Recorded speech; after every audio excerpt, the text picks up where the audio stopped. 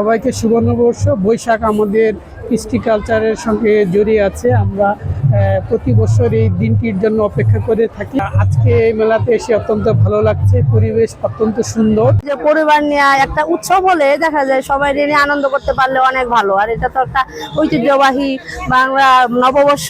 সবাইকে আমার পক্ষ থেকে শুভ নববর্ষ। হাতের মধ্যে আঁকায় দিছে, পরে এইটাও ঠিকই না দিছে। পয়লা বৈশাখ আসলে বাঙালির একটি ঐতিহ্য। যেহেতু বাংলা বছরের প্রথম মাসের প্রথম দিন, বাঙালি হিসেবে আমাদের উচিত সবাইকে এই ঐতিহ্যটাকে ধরে রাখা।